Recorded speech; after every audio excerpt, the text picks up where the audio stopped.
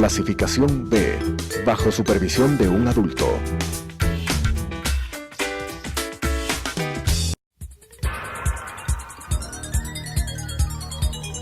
Las opiniones vertidas en este espacio por la producción y dirección del programa son de exclusiva responsabilidad de sus autores y de quienes intervienen en ellos.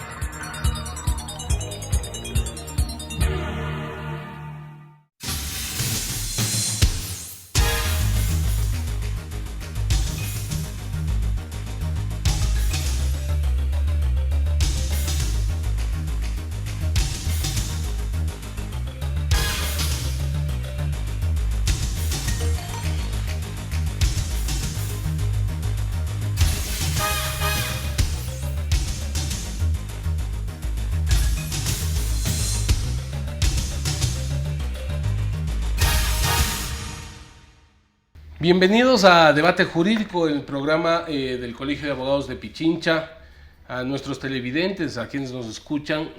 Este es un programa que viene impulsando sobre algún tiempo el Colegio de Abogados en procura de dar algunas ideas, algunos conceptos, tanto a los profesionales del derecho como también a la sociedad de manera general.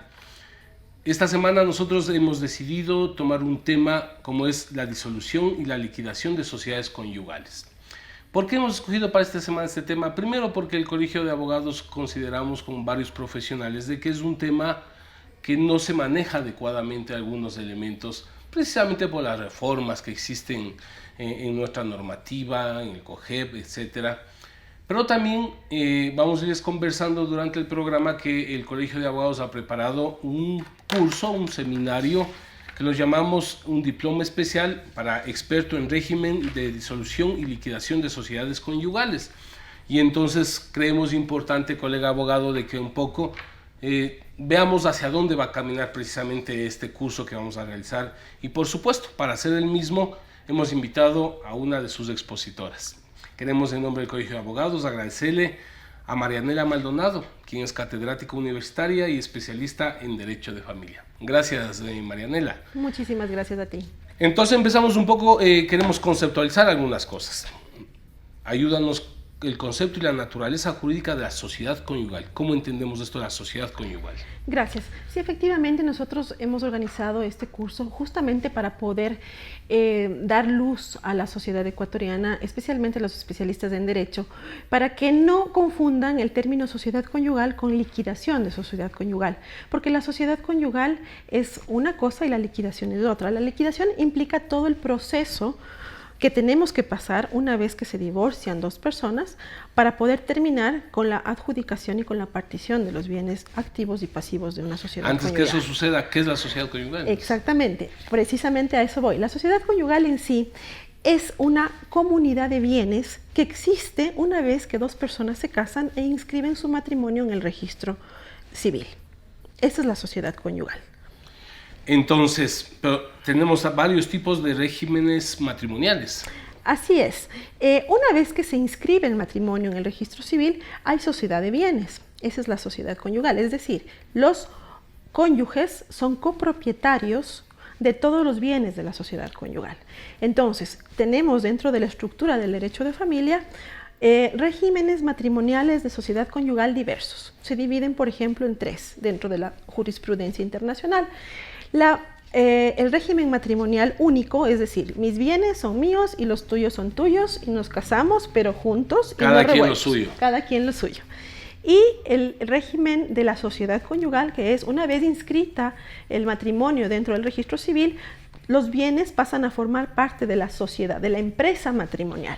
¿Pero eso tienes que expresarlo tácitamente? Eso no tienes que expresarlo tácitamente, simple y llanamente cuando se inscribe el matrimonio en el registro civil y no hay ningún tipo de observación, no hay capitulaciones matrimoniales, no hay ninguna escritura en donde se determine que estos bienes no van a entrar dentro de la sociedad conyugal, los bienes pasan a formar parte de la sociedad conyugal desde el día en que se inicia el matrimonio. Entonces tenemos tres regímenes. El primero es el individual, lo mío sigue siendo mío y lo tuyo sigue siendo tuyo. El otro, que es el de la sociedad conyugal, cuando se casan y a partir de que se casan, todos los bienes que se adquieran desde el matrimonio pasan a formar parte de esa sociedad, y el mixto, que es yo quiero que todos los bienes cuando nos casemos sea de los dos, pero hago capitulaciones matrimoniales puntuales de determinados bienes. Entonces tenemos el único, el de la sociedad conyugal y el mixto. Son 3 regímenes diferentes. Es decir, por ejemplo, en el tercero de lo que yo te entiendo, es decir, yo estoy de acuerdo de que tus bienes y mis bienes se fusionen en la sociedad conyugal, pero dejo señalando en qué casos o qué bienes. Exactamente, exactamente. Y no se debe confundir, como te dije, el término liquidación y sociedad conyugal. Sociedad conyugal inicia cuando hay una comunidad de bienes e inicia y nace con el matrimonio. Es decir, los bienes que yo adquirí antes del matrimonio, si es que yo no hago capitulaciones matrimoniales, puedo yo acordar con mi cónyuge que determinados bienes formen parte de la sociedad y otros bienes no formen parte de la sociedad. Una inquietud que me salta. ¿Y las uniones de hecho cómo funcionan? Igualmente, no son sociedad de bienes, no es sociedad conyugal, sino sociedad de bienes, porque efectivamente la unión de hecho está reconocida en nuestra legislación, pero no se maneja en términos de sociedad conyugal, sino sociedad de bienes, pero tiene las mismas reglas podría aplicar del con las régimen de mismas sociedad reglas. Conyugal. Exactamente, así es. ¿Se puede pactar la sociedad conyugal antes de celebrarse el matrimonio o después de que este matrimonio termine? No, tenemos norma expresa en el Código Civil, los artículos 139 y 105 del Código Civil nos dicen claramente que no se puede hacer esto. Es decir, todo lo que yo, a partir de que me case, junto con mi cónyuge, adquiera, forma parte de la sociedad conyugal. Por lo tanto, no se puede pactar la existencia de una sociedad conyugal antes del matrimonio o después, como me hiciste la pregunta. Claro, es decir, yo entiendo que inclusive no se tendría que manifestar expresamente en algún documento, porque se sobreentiende con norma expresa de que la sociedad conyugal empieza a partir de...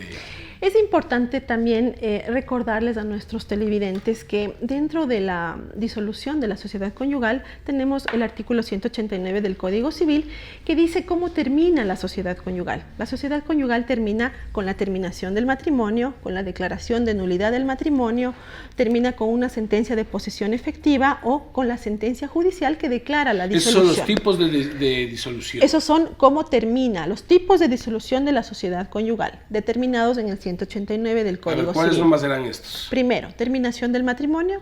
Es decir, terminó el matrimonio. Se disolvió la sociedad automáticamente. Ya. Hubo una declaración de nulidad del matrimonio, se disolvió la sociedad. Por nulidad del matrimonio. Existe una sentencia de posesión efectiva de los bienes del causante, terminó la sociedad conyugal, porque falleció uno de los cónyuges. Claro, ya pasa. Y también la más importante y la que queremos un poquito afianzar dentro de los cursos que vamos a dictar es la sentencia judicial que declara la disolución de la sociedad conyugal. ¿Es necesario esa sentencia? Cuando hay oposición, claro, es un procedimiento voluntario, es una solicitud de uno de los cónyuges. Cuando no hay oposición y hay voluntariedad de ambos cónyuges, tienen que ir ante la notaría, porque el artículo 18 de la ley notarial le otorga la competencia exclusiva al notario para poder disolver la sociedad conyugal. Cuando tú me dices la sociedad conyugal es también una sociedad de bienes, ¿no es cierto?, del matrimonio. ¿Necesariamente tiene que terminarse el matrimonio? O yo he escuchado, soy abogado pero no manejo este tema, que también se puede disolver. Claro, por supuesto. El divorcio por supuesto. Otros supuesto. intereses. Precisamente por eso te decía que hay sentencia que declara, sin necesidad de que termine el matrimonio, declara disuelta la sociedad conyugal porque hay otros intereses, ¿no? O sea, continúan casados, pero tienen disuelta la sociedad conyugal. ¿Por qué podrían pedir esa disolución? Bueno, hay casos Porque extremos. he escuchado un poco de cosas y ahora con una persona conocedora del tema me saltan inquietudes hasta personales. Hay casos extremos de deudas de terceros, problemas económicos de uno de los cónyuges, que un cónyuge lo que quiere es salvaguardar el patrimonio de los hijos. Entonces, por ese tipo de situaciones es preferible entonces disolver la sociedad conyugal cuando existen problemas de deudas de terceros, por decirte un ejemplo, por citarte un tema, ¿no? Que creo que es el más común. Y también para a veces salvaguardar el patrimonio de los hijos, ¿no? Porque hay muchos cónyuges que ponen los bienes a nombre de sus hijos y ellos se reservan el derecho de usufructo vitalicio. Claro, es decir, se disuelve la sociedad y tu parte pasa inmediatamente a ponerle a nombre de los hijos. Pero esto del usufructo, ¿qué significa? De que entonces los padres pueden seguir... Pueden seguir haciendo uso del bien hasta los últimos días, hasta que se y muera. Cuando muere, ahí pasa para los Pasa hijos. total dominio de los hijos. Así Bien. es, Angelito. Aquí estamos para aprender todos. Sí. Concepto de inventario. Bueno, todo el proceso de la liquidación de una sociedad conyugal, nosotros tenemos que verlo como un patrimonio, ¿no? Porque es una empresa. El momento que tú te casas, emocionalmente sí lo haces, pero también estás formando una empresa. Y actualmente de 10 matrimonios, 8 terminan en divorcio. Entonces, al terminar en divorcio, nosotros iniciamos un proceso de liquidación completo que debe empezar con la disolución de la sociedad conyugal y continuar con el inventario. ¿Qué es el inventario? El inventario es un enlistamiento de los bienes activos y pasivos de la sociedad de la extinta sociedad conyugal. Nada más. El inventario simplemente es yo enlisto, yo le presento al juez una lista de mis bienes y digo, señor juez, quiero que me inventaríe, quiero que me nombre un perito y que me evalúe estos bienes. Porque se ha escuchado juicios de inventario. Es que sí. A ver. Lo que pasa es que el COGEP, dentro de su normativa, determina a los inventarios como un juicio voluntario, porque empieza como una solicitud. Cualquiera de los dos excónyuges puede pedir una solicitud judicial para que se enliste los bienes, para que se evalúen los bienes. Las deudas también. Y bienes activos y pasivos. Y después, ¿cuál es el objetivo final? Llegar a la partición, llegar a la adjudicación, tanto de activos como de pasivos, de ese patrimonio de la extinta sociedad conyugal. Qué interesante. Con tu experiencia, entonces, háblanos de las fases judiciales importantes y destacadas dentro del proceso de inventarios. Lo importante dentro del proceso de inventarios es entender que existe una competencia excluyente dentro del COGEP, dentro del artículo 341. Es decir, el juez que conoce del inventario conoce de la partición. Eso está expresamente establecido en el último inciso. Es decir, el mismo juez que hizo el inventario conoce la partición. Ya. Inciso último del 341 del COGEP. Es explícito. Entonces no hay, es la competencia excluyente, no hay vuelva luego. O sea, yo conocí el inventario, pues me toca conocer la partición. Porque hay un poco de problema a veces que se inhiben por el domicilio de los bienes inmuebles y mandan los procesos a otras judicaturas. Cuando existe en el último inciso del 341 la norma expresa en donde dice que el juez que conoció el inventario conocerá la partición. Marianela, te molesto. Vamos a continuar con el tema luego del corte comercial.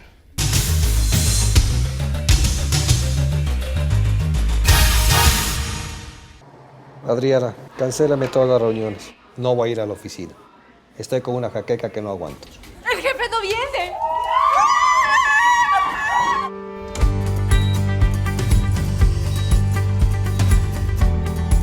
¿Estás seguro? Salió bien. Muy bien. Bueno. Cuanto antes vayas a Ecuasanitas, más rápido te curas. La empresa de medicina prepagada que cuida de ti. Ecuasanitas. Es bueno estar sano.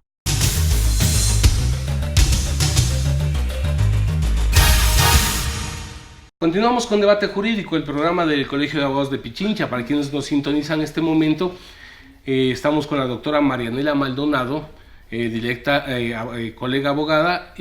También es quien va a impartirnos, es una de las expositoras de nuestro diploma especial en experto en régimen, disolución y liquidación de sociedades conyugales que empuja el Colegio de Abogados. Para nuestros compañeros esto empieza el lunes 10 de junio. Así es. Vamos a hablar más adelante un poco para cómo deben inscribirse, cómo deben acceder precisamente a este curso. Entonces estábamos hablando del tema de inventarios, Marianela. Solamente un caso concreto que alguien me hizo una pregunta ahorita. Cuando hay un juicio de inventarios, ¿puede desistir una de las partes?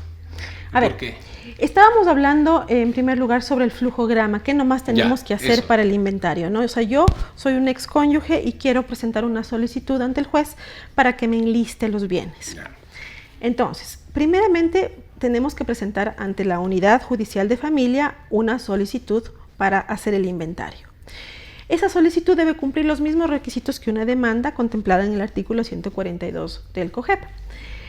Una vez que se presenta la solicitud, el juez lo que hace es calificarla, mandar a citar al solicitado, porque hay dos excónyuges, Claro. ¿no? El uno solicita y el otro es el solicitado. Se le cita y se califica la solicitud, se nombra un perito para que haga el avalúo de los bienes.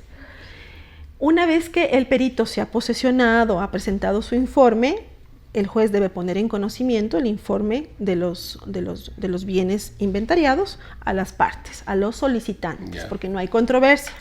Ya. Se supone que continuamos con el procedimiento voluntario. Una vez que se da a conocer el informe y la contraparte citada contesta la solicitud, puede pasar dos cosas.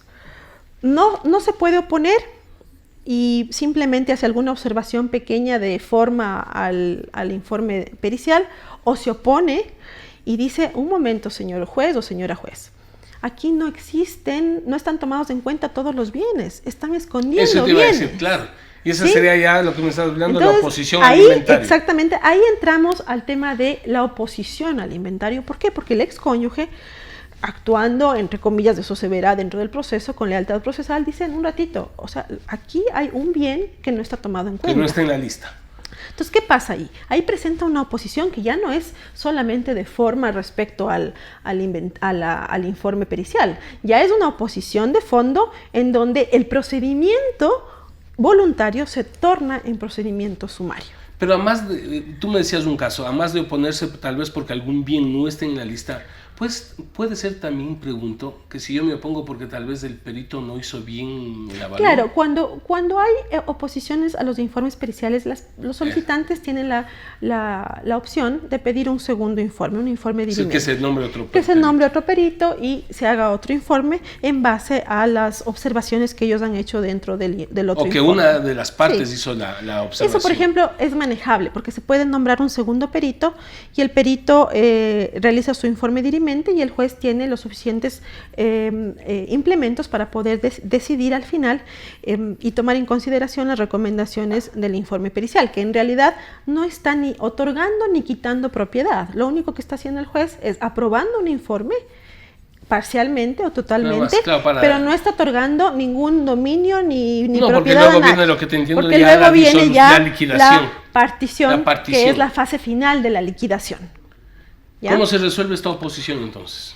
Entonces, cuando hay oposición, nosotros lógicamente tenemos que transformar el proceso voluntario a un proceso sumario, porque ya hay un legítimo contradictor, o sea, ya hay Así es. una contraposición de intereses. Entonces, se les concede a las partes 15 días para que dentro de estos 15 días prueben la razón de sus controversias. Entonces podrán pedir otro informe, podrán solicitar una inspección judicial. Bueno, ellos verán qué tipo de pruebas pueden ellos practicar en los 15 días para que lleven al juez al convencimiento total de la aprobación parcial o total del enlistamiento de los bienes patrimoniales, tanto activos como pasivos, ¿no? Eso es importante. Entonces, en eso consiste la oposición, en conceder a las partes los 15 días para que dentro de esos 15 días hagan su prueba. Pero ahí ya hay controversia. Obviamente ya, por eso te digo, se transforma el procedimiento que nació en voluntario, se transforma a procedimiento sumario. Entonces ahí es la pregunta que yo te hacía hace un momento, que yo he escuchado en un caso que una de las partes en este juicio de inventario, ya con litigio, llamémoslo así, desiste del juicio de inventario. Bueno, no sé si es que tendríamos que analizarlo el tema particularmente de por qué desistió, por qué presentó un desistimiento o lo que sea. Lo importante es que los abogados y también la sociedad en general conozca cuáles son las opciones que la ley le da, que el COGEB le da. Por ejemplo, el artículo 346 del COGEB es claro en su último inciso, en donde dice que todos los reclamos de la propiedad de los bienes a inventariarse serán tramitados por cuerda separada en un procedimiento ordinario. Háblanos de la naturaleza jurídica de la participación de los bienes de la sociedad conyugal. A ver, tenemos, bueno, la oposición yo creo que ya estuvo claro, Sí, ¿no? Está clarísimo. clarísimo. Con respecto a la naturaleza jurídica de la partición, en la última etapa del proceso de liquidación es la partición. Claro. Llegamos finalmente con una sentencia de inventarios, sea aprobada parcialmente o totalmente, pero ya llegamos a la parte final con la fase de la partición, que no es más que la adjudicación o la formación de hijuelas de los bienes tanto activos como pasivos. Entonces, ¿cuál es la naturaleza jurídica de la partición? ¿Qué significa partición? Es una formación de hijuelas en donde el juez lo que hace es dividir, tratar de conciliar dentro de la audiencia y decir, bueno, tenemos este inventario que ya está aprobado y en base a este enlistamiento vamos a dividir los bienes. Por eso es importantísimo el manejo dentro de una audiencia, tanto de los abogados como del juez, en la capacidad de conciliar y tratar de llegar a un acuerdo para poder dividir los bienes, tanto activos como pasivos, de una manera equitativa para los dos cónyuges, tomando en consideración un pequeño hecho, que el cónyuge que está a cargo de los niños, niñas y adolescentes menores de edad tiene una cierta ventaja respecto al otro cónyuge, ¿no? Lógicamente porque está a cargo de sus pequeños. ¿Qué tipos de trámites se dan en estos procedimientos? Todo el trámite que debe iniciarse dentro del proceso de partición es un trámite netamente voluntario, ¿no? Yeah. La partición también inicia con una solicitud. ¿En base a qué? En base a adjuntando la copia de la sentencia del inventario y dice, señora jueza, aquí está el inventario, esta es la sentencia, quiero que por favor con esto cite al alcalde y al procurador síndico en base al artículo 473 del COTAD, porque necesitamos tener el informe del municipio. El municipio nos tiene que decir, a ver, van a partir, van a adjudicar bienes inmuebles. Nosotros como municipio tenemos la obligación de darle al juez el instrumento que le permita adjudicar y partir conforme la normativa y la ordenanza municipal. ¿Y qué es ese instrumento? ¿Qué es lo que le señala costos, avalúos? Es un informe que hace el municipio respecto a, por ejemplo, hay ciertas superficies que no pueden ser partibles, claro, ¿no? Por ejemplo, tienen un límite en los metrajes. Ponte un terreno de 200 metros no es partible porque no cumple los parámetros mínimos de la división. O la ubicación también puede ser que... cerca de una quebrada o cerca de un río. Entonces, todas esas consideraciones tienen que ser tomadas en cuenta. Entonces, eso es importante porque afecta el proceso de partición. Y hemos tenido casos, por ejemplo, que se ha declarado a veces la nulidad de una partición desde el auto de calificación de la demanda porque no se ha citado al alcalde y al procurador síndico del municipio. Del juez.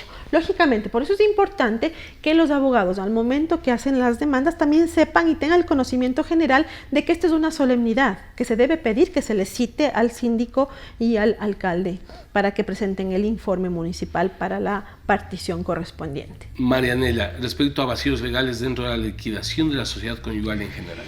Bueno, respecto a vacíos legales, nosotros, no sé si es que tú recuerdas, teníamos antes en el Código de Procedimiento Civil, teníamos todo un capítulo dedicado a la partición. Sí. Ahora, lamentablemente, lo único que tenemos es un artículo que es el artículo 334, numeral 5, que dice que el procedimiento voluntario es el de la partición, pero no tenemos, por ejemplo, el tratamiento de cómo debemos llevar a efecto las cuestiones previas a la partición, que a mi criterio sí deben ser tratadas en el COGEP, como lo trató en cierto momento el Código de Procedimiento Civil. Las cuestiones previas tienen que ver con la contestación a la demanda. Al momento que yo contesto la solicitud de partición, yo contesto y digo, señor juez, aquí hay cuestiones previas por decirte de indignidad o por decirte de no aceptación o problemas de patrimonio en cuanto al dominio de un bien determinado. Todas esas cuestiones previas deben ser tratadas como cuestiones previas a la partición.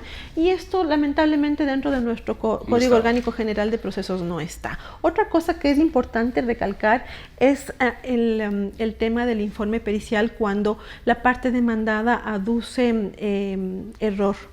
error en el informe pericial. El juez debe resolver dentro de la misma audiencia ese error, pero no hay la normativa más clara que podría determinarle el COGEP y por eso se ha sugerido y se ha presentado sugerencias a la Corte Nacional de Justicia para que las tome en cuenta. Marianela, necesitamos yo te agradezco esta parte, pero necesitamos un poco que nos ayudes a enviar un mensaje a nuestros colegas por qué deben seguir este seminario. Primero, como todos conocen, el Colegio de Abogados de Pichincha está muy preocupado de la capacitación de los profesionales del derecho. A través de nuestro centro de formación permanente venimos haciendo varios cursos de capacitación y en esos cursos indudablemente buscamos a personas que conozcan de tal o cual materia. Por eso yo sí quiero insistir a los colegas abogados que este curso sobre disolución y liquidación de sociedades conyugales contamos con excelentes facilitadores. Nuestro amigo, miembro del directorio, el doctor Jorge Luis Mazón, muy conocedor de la materia, igual de nuestra amiga la doctora Marianela Maldonado y del doctor Francisco Esteban Proaño. Este curso nosotros lo vamos a hacer en 3 módulos. Estos empiezan en junio 10. Hay 3 módulos. El 1 vamos a dar todas las facilidades a los colegas. Hay colegas que dicen yo solo puedo en la mañana, entonces van a poder de 7 a 9 de la mañana. Así es. Hay otros que dicen no, muy temprano, vivo lejos, yo puedo en la tarde. Para ti también hay de 5 a 7 de la noche. Es decir, no hay pretextos. ¿Quieres el fin de semana? También hay Sí, el fin de semana. hay otros que dicen yo solo puedo sábados y domingos porque de lunes a viernes también hago las labores de la casa y tengo que llegar pronto. Hay para sábados y domingos. Entonces hoy el colegio hace un esfuerzo precisamente y realmente tiene un costo que trata de cubrir justamente la logística y nuestros capacitadores de primera línea, que quiero agradecerles nuevamente. De nada. Pero esto tiene 3 módulos. Entonces el primer módulo, el primer módulo es del 10 al 18, si no estoy mal. Así es. ¿No es cierto? Bueno, estos van en el mes de junio y terminamos por allá por el mes de julio, ¿no es cierto? Por el 14 de julio más o menos. Así es. ¿Por qué deben asistir los abogados? Bueno, a ver, este es un diploma especial en donde se les va a otorgar la calidad de expertos en régimen de disolución y liquidación de sociedades conyugales, ¿no es cierto? Entonces, este diploma especial se fundamenta en una capacitación de 60 horas, divididas las 60 horas en horas de doctrina, horas de práctica, horas de jurisprudencia y horas en donde nosotros como facilitadores, tanto Jorge Luis como Esteban y mi persona, vamos a dividir los módulos. En primer lugar vamos a tratar en el módulo 1 todo lo que tiene que ver con el matrimonio, las razones de terminación del matrimonio, la disolución de la sociedad conyugal. Un poquito la doctrina, avanzaremos en lo que es sociedad conyugal para que no se confunda con liquidación, porque generalmente se confunde. El segundo vamos a hacer hincapié en todo lo que es el proceso de inventarios, que entra a ser inventariado y que no, y vamos a hacer un caso práctico en donde vamos a inventariar bienes de la sociedad conyugal, tanto 3. Inmuebles como muebles. Y módulo 3 va a ser en cambio el proceso de la partición y adjudicación de los bienes. Asimismo, parte doctrinaria y parte práctica. Podría explicarnos Marianela porque es la capacitadora, pero realmente el tiempo se nos acabó. Una vez más, Marianela, muchas gracias y te vamos a ver justamente en este seminario. Encantada de la vida, muchísimas gracias a ti por la invitación. Gracias. Las opiniones vertidas en este espacio por la producción y dirección del programa son de exclusiva responsabilidad de sus autores y de quienes intervienen en ellos.